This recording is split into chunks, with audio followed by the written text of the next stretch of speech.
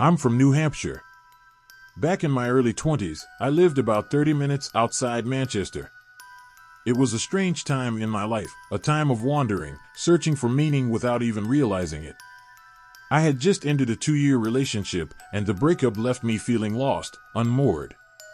Everything felt uncertain. My grandmother was my anchor then. She was deeply religious, and after my grandfather, her husband of 50 years, passed away, she clung to her faith even more tightly. Every Sunday, she attended church without fail. It wasn't just routine, it was her lifeline. My grandfather had been a decorated veteran, a man admired and respected by everyone in our small community. His death left a void in our lives, especially hers. Despite her grief, she held on to the belief that he was at peace, reunited with the Lord. That conviction brought her comfort, a comfort I couldn't quite understand but deeply admired. One day, I decided to join her at church. Maybe it was to support her, or maybe I was looking for some kind of grounding myself. I don't know. I just knew I needed something. That Sunday was like any other, until I noticed her. A new face in our small, tight-knit congregation. She stood out immediately, dark, curly hair framing her face, and those hazel eyes that seemed to hold 1,000 stories. She wasn't from around here. After the service, I worked up the courage to approach her. My heart was racing as I introduced myself. She smiled, and there was this playful spark in her eyes. Her name was Kaylee. We talked for a while, her voice soft but laced with a quiet confidence. When I asked why I hadn't seen her before, she laughed and said, "If you really want to know more, you'll have to take me out." Her wit caught me off guard, and I couldn't help but grin. She explained her family had recently moved to the area, that she was attending a nearby college. By the end of our conversation, I had her number, and I left feeling lighter, like I'd just found a piece of the puzzle I didn't know I was missing. In the days that followed, we texted constantly.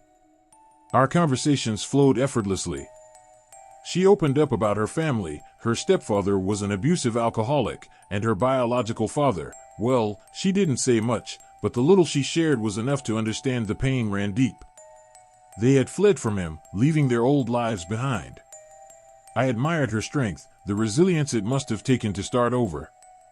By the next Sunday, I couldn't wait to see her again. She showed up, and after the service, I asked her out. She said yes, her smile lighting up the room. We planned a simple date, dinner and a movie. It wasn't about impressing her, I just wanted more time with her. When the night came, everything felt perfect. We laughed over dinner, swapping stories, and sharing little pieces of ourselves. Afterward, I suggested a drive. The air was crisp, the stars bright as we cruised down a quiet, tree-lined highway. For the first time in weeks, I felt like I could breathe. But then, everything changed. Kaylee started speaking, her voice low and fast, but the words weren't in English.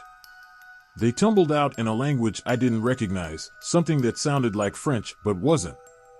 I glanced over, thinking she was joking, but her eyes had rolled back, leaving only the whites. My heart dropped, and I swerved, barely keeping the car on the road. I pulled over, shaking. "Kaylee?" I said, my voice cracking. She didn't respond. She was muttering, her head trembling slightly. I grabbed my phone, dialing 911 with trembling fingers, trying to explain what was happening. They told me help was on the way. Then, just as suddenly as it started, it stopped. She turned to me, her eyes normal again, but there was something wild in her stare.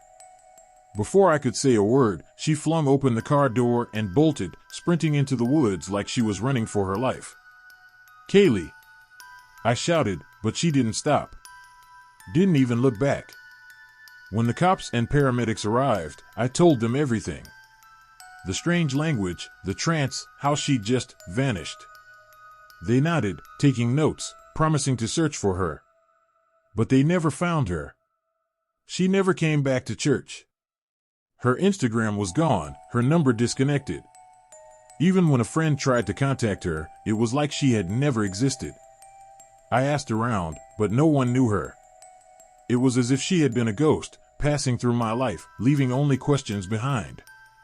That night haunts me. I moved away not long after, but I still replay those moments, searching for answers I'll probably never find. Sometimes, I wonder if I imagined it all, if she was real or just a fleeting, strange twist of fate.